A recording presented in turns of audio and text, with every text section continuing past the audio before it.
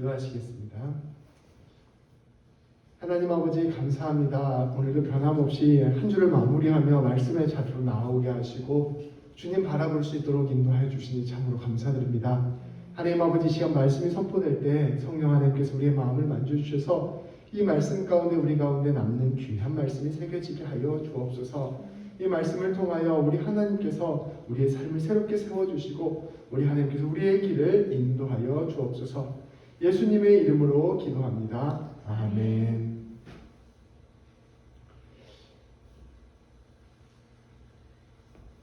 아브라함이 하나님께 복으로 부르심을 받았다는 사실을 우리는 지난 말씀을 통해서 함께 나누었습니다. 한 가지 말씀을 준비하면서 이런 궁금증이 생겼습니다. 하나님께서 많은 사람들을 중에 정말 좋고 똑똑하고 잘난 사람들이 많았을 텐데 왜 하필 아브라함을 부르셨을까 하는 생각이 들었습니다. 사실 하나님께서 아브라함을 불러주신 이유는 하나님만 아실 것입니다. 하나님이 왜 아브라함을 부르셨는가 그 뜻을 우리가 다 헤아리긴 없죠. 알 수가 없죠. 그리고 또 하나님께서 사람을 부를 때 저 특정한 사람을 부른다 이렇게 말할 수도 없습니다. 하나님이 불렀던 사람들을 보면 정말 각양각색의 많은 종류의 사람들이 있음을 또한 알 수가 있습니다. 그럼에도 불구하고 하나님께서 아브라함을 부르셨을 때 아브라함의 그 부르심 안에서 아브라함이 가지고 있는 좋은 하나님 보시기에 좋은 성품들이 있고 이 성품들이 하나님의 일들을 감당하는데 귀하게 쓰였다는 것은 사실입니다.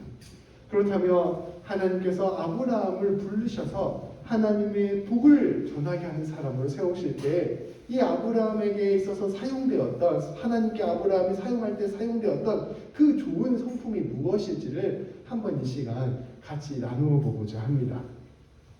아브라함은 다른 그 무엇보다 손해를 볼 줄 아는 사람이었습니다. 이게 여러 가지 사람마다 특징들이 있잖아요. 근데 제가 아브라함을 잘 살펴보니까 아브라함이 가지고 있는 특징은 손해를 볼 줄 아는 사람이라는 것입니다. 세상 사람들은 움켜쥐는 사람이 승리한다라고 이야기하고 있습니다. 그런데 하나님이 가르쳐 주시는 하나님의 사람들의 역사에 있어서는 이것과는 좀 다른 것을 볼 수가 있습니다. 바로 손해를 볼 줄 아는 사람이 하나님의 충만한 복을 받는다는 것입니다. 아브라함의 인생을 아주 잠시 잠깐 함께 나누어 보고자 합니다. 아브라함이 하나님께서 아브라함에게 너는 고향과 친척과 아버지의 집을 떠나서 내가 지시할 땅으로 가라라고 명령을 하셨습니다. 근데 사실은 고향을 떠난다는 건 그 자체로 큰 손해를 감수하는 일입니다. 내가 이 지역도 잘 알고 있고 여기서 사람들과 관계도 맺고 있고 여기서 살면 익숙해서 나에게 편안하고 유리한 것이 참 많은데 이 아브라함은 그것을 다 놔두고 하나님께서 당신을 부르셨을 때 기꺼이 그 첫 걸음을 내디딜 줄 아는 사람이었습니다. 하나님 부르심 앞에서 자기의 손해를 감수하는 사람이었던 것이죠. 아브라함이 조카 룻과 함께 새로운 땅을 찾아갔습니다. 근데 이 룻과의 관계 안에서도 아브라함은 손해를 볼 줄 아는 사람이었습니다. 룻에게 말합니다. 자, 땅을 보고 네가 보기에 좋은 땅을 네가 먼저 골라라. 네가 오른쪽으로 가면 나는 왼쪽으로 가고 네가 왼쪽으로 간다고 하면 나는 오른쪽으로 가겠다. 그러니까 먼저 더 좋은 땅을 양보할 줄 아는 넉넉함, 손해를 볼 줄 아는 마음이 아브라함에게 있었던 것입니다.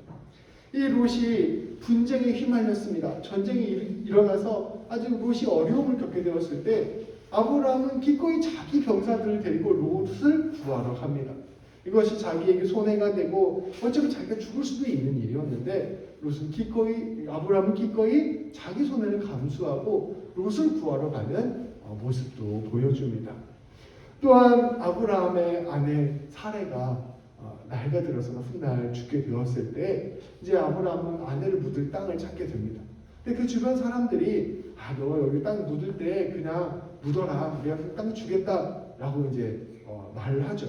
그랬더니 아브라함이 아니다, 나 이거 돈 주고 사겠다라고 얘기하면서 굳이 돈을 줘가면서 그 땅을 사는 모습도 보여줍니다. 그때에도 아브라함은 지불해야 될 것을 지불하고 손해볼 줄 알고 먼저 베풀어 줄 줄 아는 아량이 있었던 사람입니다. 그러니까 아브라함을 하나님께서 부르셨을 때 왜 부르셨는가 그 정확한 뜻은 우리가 다 알 수 없지만 하나 확실한 것은 이렇게 손해볼 줄 알고 베풀 줄 아는 아브라함의 귀한 성품을 하나님께서 소중히 여겨주셨다는 것입니다. 그리고 하나님께서 그것을 통하여 아브라함의 그런 성품을 통하여 하나님의 일들을 이루어 가셨다는 사실입니다. 저는 이러한 손해볼 줄 아는 마음이 하나님 마음에 들었다라고 생각을 합니다. 움켜쥐는 사람은 세상에 참 많습니다. 그리고 이 움켜쥐는 삶은 사실은 자기의 삶을 세상적인 성공으로 만들어낼 수 있습니다. 이게 움켜쥐기만 하면 사람들이 실패할 것 같지만 사실 보면 잘 사는 사람들은 잘 움켜쥐는 사람들이에요. 그러니까 움켜쥐는 사람들이 어쩌면 사회 안에서는, 세상 안에서는 잘 살게 될 수도 있고 성공하게 될 수 있는 것도 사실입니다. 그런데 분명한 것은 움켜쥐기만 하는 삶을 사는 사람들은 하나님의 도구가 되지는 못합니다. 그렇게 하나님께서는 사람을 세우실 때 먼저 이 움켜쥐는 손을 펼치는 연습부터 가르치십니다. 하나님께서는 자신의 것을 기꺼이 내놓을 줄 아는 넉넉한 사람이었습니다. 아브라함은 자신의 것을 기꺼이 내놓을 수 있는 넉넉한 사람이었습니다. 그렇게 이 아브라함이 아마도 하나님의 귀한 일에 사용되지 않았을까 하는 생각을 하게 됩니다. 오늘 말씀은 이와 같이 손해보는 사람의 모습을 그대로 보여줍니다. 오늘 말씀 내용을 잠시 이야기해 드릴게요. 아브라함이 집 앞에 이제 앉아서 있는데 나그네 세 사람이 집에 찾아왔습니다. 이날은 아주 날이 뜨거운 날이었는데 자기가 이제 지금 집 앞에서 이제 앉아서 그렇게 쉬고 있는데 세 사람이 손님으로 찾아온 거예요.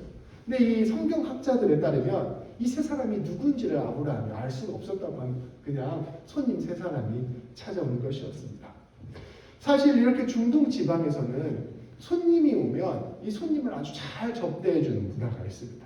우리나라도 옛날에 그 사극 같은 거 보면은 나그네가 가다가 문 앞에서 이리 오너라 이렇게 얘기하잖아요. 여기 보면은 나 하룻밤만 묵어 갈 수 있겠습니까? 라고 물어보면 대부분 재워주는 문화가 있었잖아요. 근데 이게 보니까 자연 환경이 억세고 거친 동네에서는 이렇게 손님이 찾아오면 손님을 잘 받아들여주고 이 손님에게 잘 대접하는 것이 굉장히 중요한 예의였다고 합니다. 왜냐하면 그 사람들이 내가 만약에 거절을 하면 돌아다니다가 실제로 죽을 수도 있는 거예요. 그러니까 이 손님을 받아주는 게 모두에게 필요한 예의였던 거죠. 내가 다른 사람을 잘 거둬줘야 나도 나중에 여행할 때 대접을 받을 수 있다 이런 생각을 하고 있었던 것입니다. 그래서 이제 이 손님이 찾아왔을 때 이 아브라함이 이 손님을 의뢰히 다시 당신들의 문화 안에서 대접하는 것처럼 대접을 해준 것입니다. 그런데 이 아브라함의 모습을 보면 조금 더 특별합니다. 어쩌면 그냥 묵었다 가는 손님이니까 먹을 것 좀 내주고 좀 쉴 수 있는 곳 내주고 뭐 자고 간다고 하면 잠자리 정도 내주고 이 정도면 괜찮을 만한 접대인데 아브라함은 다른 사람들과는 달리 굉장히 극진하게 이 세 사람을 대접해 주는 것을 볼 수가 있습니다. 이것은 이 아브라함이 이 세 사람이 특별한 사람이었기 때문에 그렇게 한 게 아니었어요. 아브라함이 평소에도 이처럼 손님들을 귀하게 여기고 잘 대접하는 모습을 가지고 있었기 때문에 아마도 오늘 말씀에 나타난 사건 가운데서도 이와 같이 대접을 한 것 같습니다. 아브라함은 손님이 왔을 때 손님에게 다가와서 엎드려 절을 하고 그들에게 영접을 하였습니다. 왜 이게 무슨 뜻일까 한번 생각을 해보았어요. 손님이 왔는데 그냥 저희 가서 이제 밥 먹고 가십시오 이렇게 얘기해도 되는데 아브라함이 좀 오버하는 것처럼 보여요. 가서 절을 하고 이들을 맞이했다는 것입니다. 그리고 그들에게 발을 씻어주는 물을 쉬고 나무 아래에서 쉬게 하였습니다. 저는 이제 이것을 보면서 아브라함이 단지 그 사람들의 어떤 생활에 필요한 생존에 필요한 도움만을 제공하는 것을 넘어서서 그 사람 한 사람을 귀하게 여겨주고 더 나아가서 이 사람이 이 자리를 자기가 환영받았다, 환대를 받고 있다라는 마음을 주기 위해서 이와 같이 했다라고 생각을 합니다. 이 집 주인이 와서 직접 그 사람들을 공손히 맞이하고 그 사람의 자리를 마련해 줌으로써 당신들이 불청객이 아니고 당신들이 우리 집에 온 귀한 손님이라는 것을 이 사람들을 하여금 느끼게 해주는 이 아브라함의 배려가 담겨 있었다는 것이죠. 아브라함은 그 사람들을 잘 발을 씻게 하고 쉬게 하고 더 나아가서 송아지를 잡아서 요리를 해주기까지 하였습니다. 오늘날로 따지면 버터와 우유에 요리된 송아지를 차려서 나무 아래에서 그들을 극진히 대접하였습니다. 그들은 아브라함은 할 수 있는 한 최선의 대접을 한 것입니다. 앞서 말씀드렸다시피 아브라함은 손해를 볼 줄 아는 사람이라고 했죠. 아브라함은 자기 자리를 내어줄 줄 아는 사람이었어요. 이와 마찬가지로 손님들을 그와 같이 대접하는 것입니다. 그가 본 손해는 단순히 자기가 가진 것을 나누는 차원을 넘어섭니다. 그는 자신을 낮추어서 상대방을 높여주었고 자신의 자리를 내어주어서 상대방이 있을 자리를 마련해 주었습니다. 이런 거죠. 우리 교회에 손님이 찾아왔어요. 우리가 알지 못하는 새로운 사람이 왔어요. 그러면 우리 평소에 앉아있는 자리에서 의자 하나 더 빼가지고 저 옆에 가서 앉으십시오. 이렇게 하는 게 아니라 우리가 평소에 앉아있는 자리 중에 제일 좋은 자리에 일어나서 거기 앉아있다가 우리가 일어나서 아이고 성도님 원래 우리가 여기 앉는 자리인데 여기 앉으십시오. 가장 좋은 자리에 앉혀주고 우리가 새로운 의자를 빼서 뒤에 앉는 거예요. 그렇게 해서 그 사람을 하여금 내가 불청객이나 그냥 왔다 들린 사람들 무관심하게 치우고 이런 게 아니라 내가 이 공동체 안에 참 대접을 받는구나, 나를 귀한 손님으로 생각해 주는구나, 이런 마음이 들게 하는 것과 저는 비슷한 것이라고 생각을 합니다. 이렇게 이 사람을 극진히 대접해 준 것입니다. 그런데 오늘 말씀에는 놀라운 반전이 있습니다. 아브라함이 대접한 사람은 다름 아닌 하나님이었어요. 기독교 학자들은 이 세 사람을 하나님, 예수님, 성령님으로 받아들이기도 하고요. 구약의 성서학자들은 이게 정확하게 알 수 없지만 하나님과 두 천사라고 받아들이기도 합니다. 근데 이제 구약 성경의 맥락 안에서는 두 천사가 맞아요. 왜냐하면 이 두 천사가 나중에 소돔과 고모라로 가거든요. 그러니까 하나님과 두 천사가 오게 된 것입니다. 이 사람을, 이 하나님과 천사들을 아브라함이 부지불식간에 잘 대접을 하게 된 것입니다. 예수님께서는 이와 비슷한 말씀을 하십니다. 지극히 작은 자에게 베푼 것이 나에게 베푼 것이다. 이와 같이 아브라함은 나그네를 대접함으로 하나님을 대접한 것입니다. 거저 베푸는 마음, 자신의 것을 내어주는 마음, 손해보는 마음이 얼마나 놀라운 열매를 맺는지를 우리에게 보여주는 것이죠. 이 마음, 이 말씀이 우리 안에 새겨지면 우리는 어떤 마음을 갖게 되냐? 내가 가다가 서리센트럴에서 만나는 노숙자가 하나님, 내게 노숙자를 도와주었을 때 하나님을 도와줄 수 있는 것이 될 수도 있겠구나. 우리 교회에 정말 새로운 신자가, 볼품없어 보이는 새로운 신자가 왔는데 그를 가장 귀하게 여겨주는 것이 내가 예수님을 대접하는 것이 될 수 있겠구나. 내 삶에서 아무 도움이 되지도 않을 것 같은 남 같은 사람인데 내가 그 사람 한 번 더 챙겨주고 그 사람 한 번 도와주는 것이 하나님을 섬기는 일이 될 수 있겠구나라는 것을 말씀은 우리에게 가르쳐주고 있는 것입니다.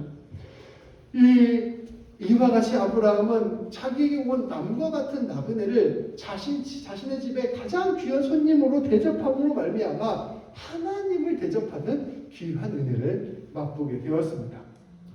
이와 같이 아브라함이 하나님을 대접하고 난 뒤에 하나님께서는 아브라함에게 놀라운 축복을 하시기 시작하셨습니다.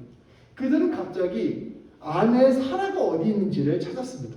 그러니까 사실은 손님이니까 그 아브라함의 이름을 어떻게 알고 아브라함의 아내의 이름을 어떻게 알겠어요? 근데 하나님이시니까 바로 사라가 어디 있냐고 물어봅니다. 아브라함은 그 아내 사라가 집안에 지금 있다라고 대답을 하였습니다.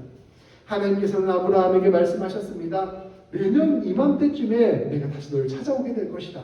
그런데 그때 네 사라에게 아들이 있을 것이다.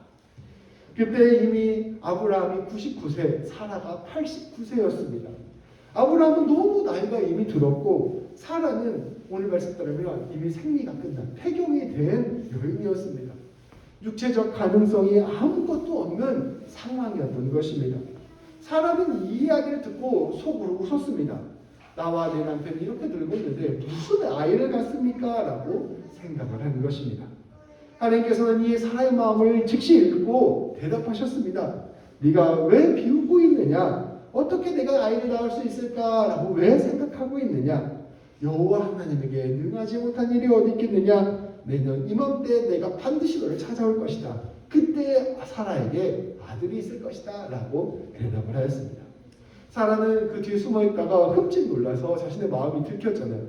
그래서 나 웃지 않았는데요? 라고 대답을 했는데 하나님께서 아니도 웃었다라고 대답해 주시기까지 하셨습니다. 아브라함이 이 낯선 나그네, 남과 같은 나그네를 귀하게 대접하고 그 사람을 잘 섬겨주었을 때 하나님께서 아브라함에게 돌려주신 것이 있습니다. 그것은 바로 하나님의 놀라운 선물이었습니다. 아브라함이 나그네를 대접해 주었던 것처럼 하나님께서 아브라함을 대접해 주신 것입니다. 그런데 그것은 사람의 생각과 지식으로는 도저히 상상할 수 없었던 그런 선물을 주셨습니다. 그래서 그것을 통하여 이것이 하나님께서 주신 선물이라는 것을 아브라함에게 알게 하셨습니다. 아브라함은 누구보다 하나님의 마음을 잘 이해하는 사람이라는 것을 오늘 말씀을 통하여 알 수 있습니다. 왜냐하면 하나님께서야말로 이렇게 낯선 자를 대접해 주시는 하나님, 하나님 놀라운 은혜와 선물을 나누어 주는 하나님이시기 때문입니다. 이러한 모습을 잘 갖고 있는 아브라함에게 하나님께서 선물을 주심으로 말미암아 그 하나님의 마음을 잘 퍼뜨릴 수 있도록 아브라함을 세우신 것입니다. 하나님께서는 아브라함을 통하여 하나님께서 꿈꾸셨던 세상을 만들어가고자 하신 것입니다. 하나님께서 이 세상을 처음 창조하시고 이 세상을 처음 만드셨을 때 이 세상이 돌아가는 원리를 하나 만드셨습니다. 그것은 은혜와 선물로 돌아가는 세상입니다. 이 세상을 처음 하나님 창조하셨을 때 이 세상에 돌아가는 가장 기본적인 바탕이 되는 원리는 다름 아닌 하나님의 은혜와 하나님의 선물입니다. 하나님께서는 이 세상을 창조하신 것 자체가 이 은혜로 이 세상을 선물로 준 것입니다. 하나님께서 사실 홀로 있으셔도 아무런 문제가 없으신 분이신데 하나님께서 이 세상을 선물로 만드셨어요. 그리고 그 안에서 사람을 선물로 만드신 것입니다. 그리고 그 사람들에게 이 온 세상을 선물로 주셨습니다. 하나님께서 무언가를 주심으로써 돌아가게 된 세상이 바로 우리가 살고 있는 이 세상입니다. 되돌아보면 우리가 갖고 있는 모든 것이 하나님으로부터 오지 않은 것이 없어요. 하나님께서 우리에게 생명을 주시기도 하시고 우리에게 자연을 주시기도 하시고 우리에게 귀한 이웃을 주시기도 하시고 우리에게 하나님의 사랑과 은혜를 선물로 주시기도 하셨습니다. 말씀은 그것을 복이다라고 선포한 것이죠. 하나님께서는 세상을 창조하시고 사람을 창조하시고 그 사람에게 복을 주시고 그 복을 나누어 주는 역할로 사람을 세우신 것이었습니다. 이것이 바로 하나님의 창조의 계획이었다는 것이죠. 그렇게 하나님의 은혜와 복이 우리를 통하여 흘러넘칠 때 이 세상은 창조의 목적에 합당하게 돌아가게 되는 것입니다. 그런데 세상을 보면 이 하나님이 세우신 방식과는 전혀 반대의 방식으로 돌아가요. 자기 것만을 움켜쥐는 삶의 모습으로 세상은 바뀌었습니다. 내가 가진 것을 나 자신만을 위해 사용하는 것을 너무나도 당연하게 여기게 된 거죠. 심지어 내 것이 아닌 다른 사람의 것을 빼앗는 것을 아주 당연한 것처럼 여겨버리는 세상이 되어버렸습니다. 더 나아가 이것 때문에 다투고 죽이는 일들까지 벌어지게 된 것이 세상이다라고 이야기하고 있습니다.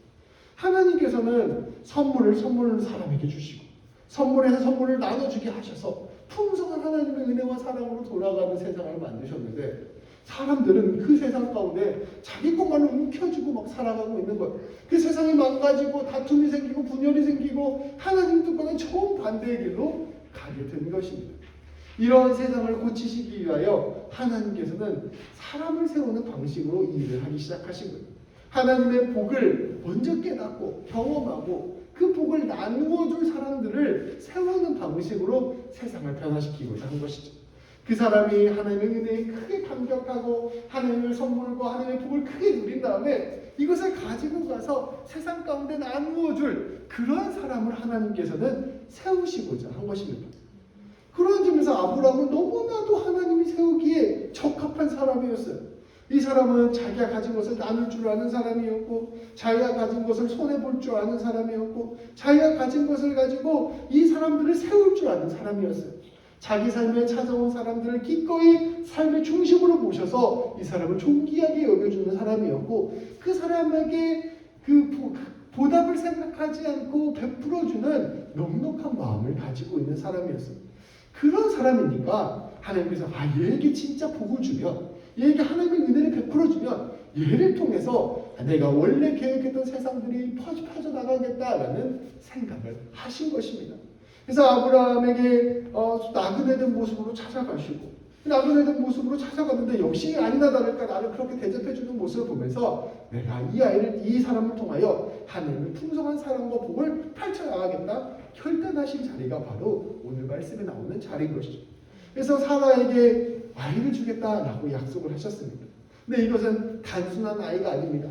메마른 땅에 싹이 피우듯이, 더 이상 소망이 없는 땅에 소망이 피어나듯이, 생명이 없는 죽음의 땅에 생명이 피어나듯이 이제 너를 통하여 이 어두운 세상 가운데 빛의 역할을 이루어가겠다라고 말씀하시고 선포하시는 사건이 바로 오늘 말씀에 나타난 사건이라는 것입니다. 아브라함에게 명백한 하나님의 복을 주시고, 아브라함을 통하여 이 땅 가운데 복을 흘러넘치게 하시려고 하시는 하나님의 놀라운 역사가 오늘 이 삶 가운데, 오늘 말씀 가운데 드러난 것입니다. 이런 하나님의 굳은 의지, 하나님의 굳은 마음이 17절, 18절, 19절 말씀에서 분명히 선포됩니다. 제가 읽겠습니다. 다 같이 읽겠습니다. 여호와께서 이르시되 내가 하려는 것을 아브라함에게 숨기겠느냐? 아브라함은 강대한 나라가 되고 천하 만민은 그로 말미암아 복을 받게 될 것이 아니냐? 내가 그로 그 자식과 건설이기 명하여 여호와의 도를 지켜 의와 공도를 행하게 하려고 그를 택하였나니 이는 나 여호와가 아브라함에게 대하여 말한 일을 이루려 함이니라. 아멘. 하나님께서 세상을 보고 계시다가 내가 복을 나누어 주면 그 복을 가장 잘 나눠줄 사람을 고른 거예요. 이 아브라함인 것이. 그 아브라함을 통해서 내가 이제 모든 나라가 아브라함으로 말미암아 복을 받게 될 것이다라고 선포하여 주시는 것입니다. 그리고 그를 통하여 하나님의 뜻을 깨닫게 하고 그를 통하여 하나님의 나라를 드러낼 것이다 말씀하여 주신 것입니다. 하나님께서는 아브라함을 통하여 놀라운 하나님의 선물과 은혜의 공동체, 손해를 볼 줄 아는 공동체, 나눔과 정의의 공동체를 세우고자 하신 것입니다. 이 아브라함의 길이 바로 우리의 길입니다. 하나님께서 아브라함을 세우셨던 것과 똑같이 우리 위령 집사님, 천재 집사님, 이서림 사모, 우리 새벽교회 한 사람 한 사람을 세우신 것입니다.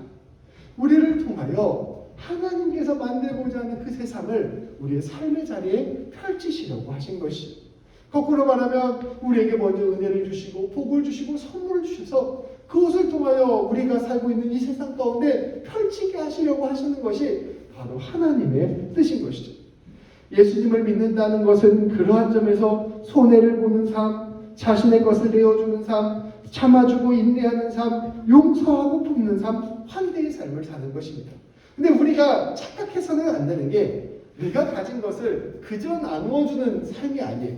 하나님이 주신 것을 나누어주는 삶으로 우리를 불러주셨다는 것입니다. 하나님이 우리를 통하여 하나님의 은혜를 흘러 넘치게 하시겠다 결정하셨기 때문입니다.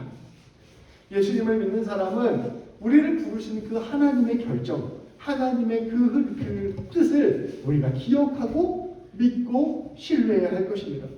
하나님, 제가 가진 게 집들도 없는데 뭘 나눠줍니까? 나눠주면 저 빵원되는데요? 이렇게 생각할 수도 있어요. 근데 그것을 우리 예수님께서는 우병이어의 기적을 통하여 우리에게 보여주셨습니다. 네가 가진 거 보리떡 5개와 물고기 2마리밖에 없어도 그거 한번 다른 사람들에게 나누어 줘봐. 그걸로 5,000명이 먹는 기적이 일어나게 될 거야 라고 말씀하여 주시는 것이죠. 너희가 작은 불빛이라고 생각하지 그 불빛 세상의 어둠 가운데 드러내봐. 온 방안이 너희 그 작은 불빛 안으로 밝게 빛나게 될 거야.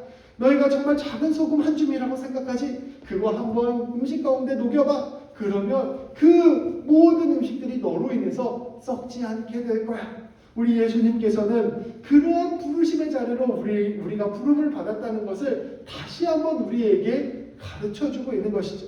우리의 뒤에는 하나님이 계시는 것입니다. 하나님이 직접 하실 수도 있는데 하나님께서 우리를 통하여 하시고자 하시는 것은 그 귀한 하나님의 일에 우리를 동역자로 세우신 것입니다.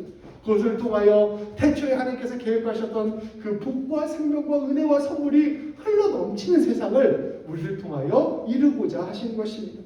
그렇기 때문에 우리는 이 하나님을 신뢰하며 기꺼이 손해보는 삶으로 나아가야 할 것입니다. 우리 하나님은 창조의 하나님이십니다. 우리 하나님은 백세 노인에게 자녀를 주시는 분이십니다. 우리 하나님은 무에서 유를 창조하시는 것입니다. 우리의 공급자는 내 앞에 있는 사람이 아니라 이 우리 하나님이라는 것을 기억해야 됩니다. 우리가 예전에 불렀던 저 어린 시절에 불렀던 그 찬양 중에 아주 명가사가 있어요. 이삭아가 동전 한 입 움켜잡으면 없어지고 이거를 나누고 베풀면 풍성해져서 온 세상을 가득 차네 라는 말이 있어요. 우리 하나님께서는 그 무한하신 하나님의 창조와 무한하신 하나님의 능력을 우리를 통하여 드러내시기를 원하시는 것이죠. 근데 그러한 일들을 감당하기 위해서는 오늘 우리가 아브라함의 삶의 모습으로 우리의 삶을 내어 드려야 한다는 것입니다. 우리가 이 하나님을 신뢰하고 기꺼이 나누고 손해보는 삶을 살게 되면 우리는 하나님의 것을 얻으며 살아갈 수 있게 되는 것입니다. 우리 하나님은 우리에게 예수 그리스도를 보내주셔서 죽음을 넘어서 부활을 우리에게 보여주신 하나님이십니다. 그것은 우리가 어떠한 경우에도 승리케 됨을 의미하는 것입니다. 우리가 그 나누어주는 삶을 살다가 심지어 죽음의 길에 이른다 하더라도 우리 하나님께서는 그 죽음을 넘어서도 우리에게 생명을 주시고 그 죽음을 넘어서 우리에게 충만한 하나님의 은혜를 허락하신다는 것이 바로 우리 하나님이 우리에게 말씀하여 주시는 것이죠.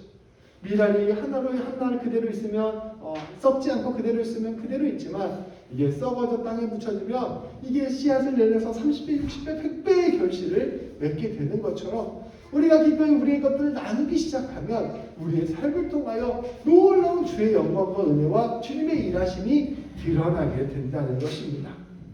담대하게 우리는 그 길을 걸어가야 합니다. 우리가 우리에게 온 사람들을 환대하고 나누어 줘야 돼요.